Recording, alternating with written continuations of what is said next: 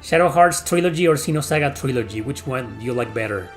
Ooh, that could be a great idea for a future versus episode, but I don't think so because no one plays Shadow Hearts, unfortunately. And the games are freaking expensive. And Xenosaga, I'm always bothered by the fact that a lot of people love it, but because they only play the first game. They never touch the second game, or they know the second game is kind of bad, or they touched it and they know it's kind of bad. It isn't bad, it's actually fantastic, but I think the battle mechanics are kind of like hard to get into. And as a result, it's a very difficult game and very frustrating. Sometimes you lose for something you didn't know how to do. Anyway, and no one played Xenosaga 3.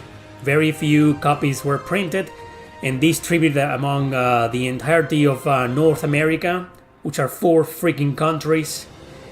And no one played it. If we treat the game separately, like Shadow Hearts 1, 2, and 3 versus Xenosaga 1, 2, and 3, all 6 games, like from worst to best, I think Xenosaga 3 is the best one. It's my favorite out of the 6 games. I love it passionately. But as a trilogy per se, I think Shadow Hearts is a bit stronger because it's easier to get into. It's challenging, but not that challenging. And like in Xenosaga 2 is insanely hard, and Xenosaga 1 has some difficulty spikes. Obviously, the storytelling is far superior in the Xenosaga trilogy. It doesn't have the gothic factor or the dark, edgy factor of the Shadow Hearts series.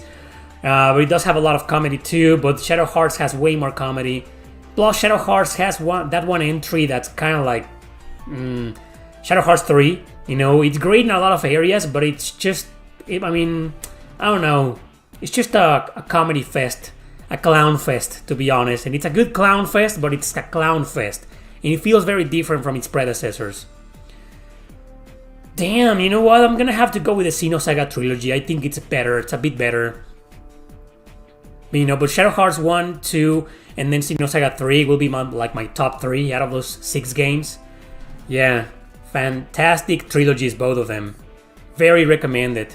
Even Shadow Hearts 3, it's still a recommended game. I've always said this, it's not a bad game. Far from being a bad game, it's actually pretty decent. So there we go. But yeah, I think Xenosaga wins. Jeanne d'Arc for $10 is a decent price, but I can play the original version anytime for free. And it's not a remaster, it's just a port with upscale graphics. Right? That's it, that's all it is. And I don't care that much about the graphics to pay $10. But if I ever see it for $5, you bet your ass I'll pick it up. Digital. You can't pick up a digital game, but I buy it. I'll freaking buy it. But I'm glad it got ported. I was pissed off about the fact that Sony was porting some of the worst JRPGs on the PSP, like Dragon Eater's Aria and Blade Dancer. And when I saw those games, I was like, why? Why these games? There's a crap ton of excellent JRPGs on the PSP that you could port, and instead you choose to port Dragon Eater's Aria and Blade fucking Dancer. Like, what's wrong with you, Sony? What's wrong with Sony? Why are they so fucking stupid nowadays, man? But finally something intelligent happened. Jeanne d'Arc. Finally a great game. Like, I know they don't have the rights to a lot of games, right? Some of those Atlus games, Falcom games, I get it. But come on, why in the holy motherfuck will you port Blade Dancer? Before, years before Jeanne d'Arc, something like Jeanne d'Arc. There will be new information about Fate. Oh, okay. So the game doesn't have a release date yet. But they will probably announce the release date on August 4. There will be new information about the Fate Extra remake on August 4. Thankfully, this is something they announced 4 years ago. Why will they do that? I hate it when they do that. Why do JRPG companies do that, man? Not just JRPG companies, a lot of freaking companies. Remember Shin Megami Tensei 5? How it was announced all the way back in 2016? And it was released until 2021, 5 years later. Why announce your game so early? I just don't understand it. That's one of my biggest pet peeves with companies. And this is something that's been going on since the 90s, but it wasn't that often back then. It was just one company out of 10 companies, right? And well, in the early 90s, people were just releasing games without announcing them. They would just promote their games on magazines, on Nintendo Power, something like that, It wasn't 2 years before. Hey, we're going to release Secret of Mana, the new action RPG of the Mana series 2 years before. That didn't happen, man. Why did it get like this? Why get people hyped up, for a game that's going to be released in 5, 6, 7 fucking years, man? That's just insulting. It's aggravating. I mean, and on top of it all, I don't think it's a good strategy. People will forget about that. It's like, the Fate Extra remake. All right, had completely forgotten about that. I think for the really big games, Square Enix, maybe Bandai Namco, okay, I get it. People will always care. But Fate Extra remake, I mean, that's a AA game. It's not a AAA game. It's not a famous studio. I mean, does it really matter that much? It's really a good idea to announce your and it's a remake. It's not even a brand new game. It's a remake, okay, of an old game on the PSP that was pretty much a hidden gem. It still kind of is a hidden gem.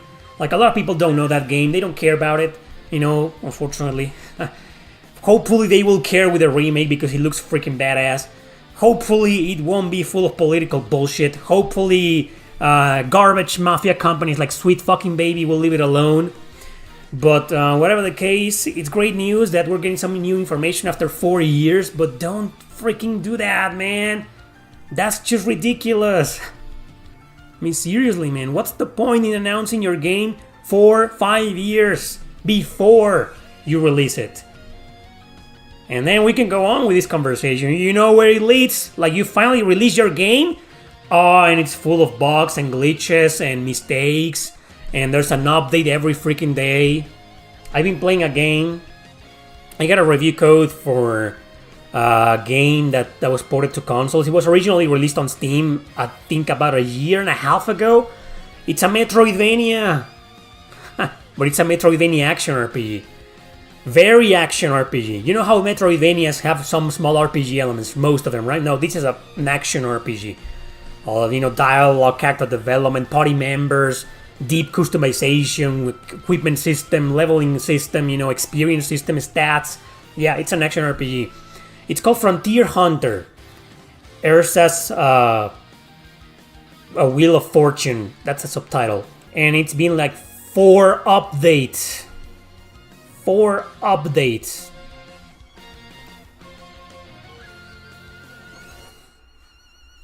Eiyuden Chronicle, I'm looking at you. You bet your ass I'm looking at you too. A lot of JRPGs, a lot of games, let alone RPGs. Every genre is the same nowadays. They announce the games way too early. 2, 3, 4, 5 years before they release them. And then on top of it all, to make matters worse, they don't even make sure they work properly.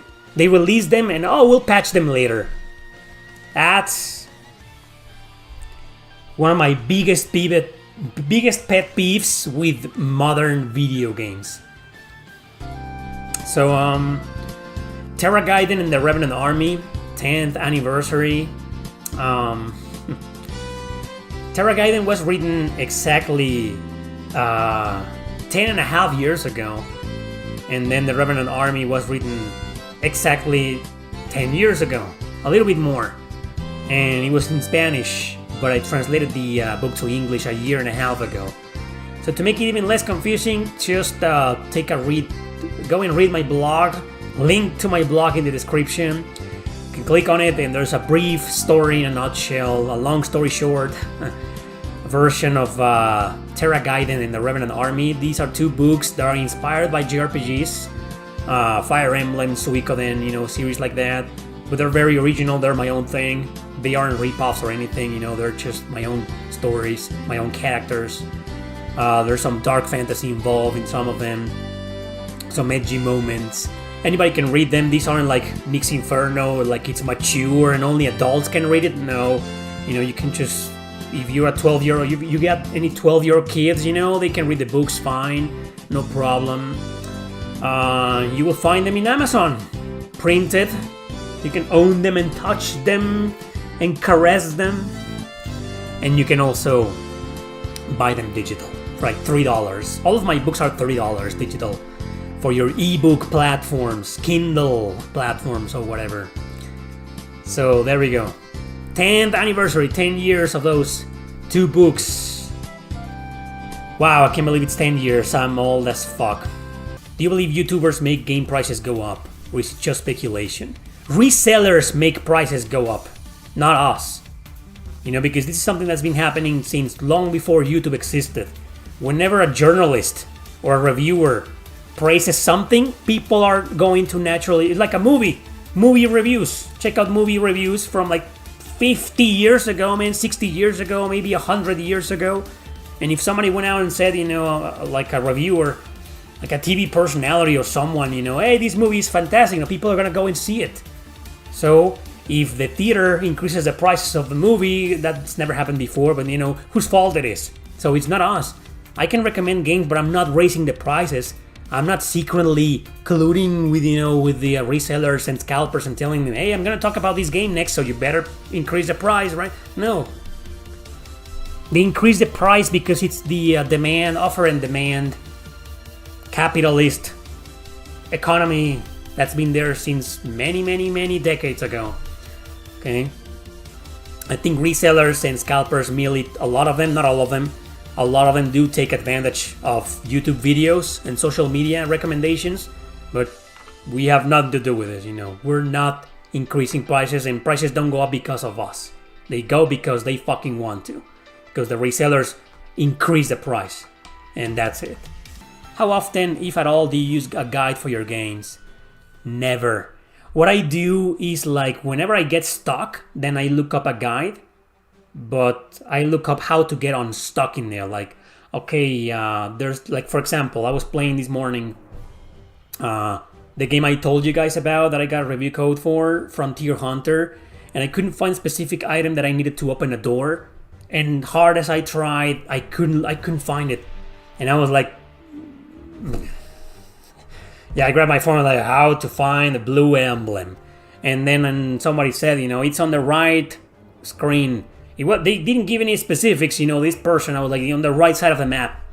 Fuck you, asshole. Why couldn't you be more specific? Well, yeah, I went to the right side of the map and I found the damn item, so... That's what I use guide for, is like to find that one thing that I'm missing that I can't find for myself, or, you know, yeah. But like playing a game alongside a guide, I don't think I ever done that in my whole life. Maybe, I mean, I've done that for the Suikoden games, to know where to recruit every single character. But it's not like, oh, what do I do in this battle, or where do I go next? No, I don't do that. I just have the recruitment guide. I did the same with the Yuden Chronicle, the recruitment guide, just not the walkthrough. Like the game guide, I've never used one. Never. But I do that, you know, if you're asking me how often do I check up a guide to solve that one puzzle or to find that one item, I'd say about, and this is with every genre, it isn't just with RPGs, you know, I'd say about 30-40% of the time, you know, probably, yeah, 4 out of 10 times. 3 out of 10 times, maybe, you know, most games I can figure out for myself where is everything and how to solve everything, or how to pass through this gate or open this door or whatever, you know, getting from point A to point B. I think I can figure it out for myself, no problem.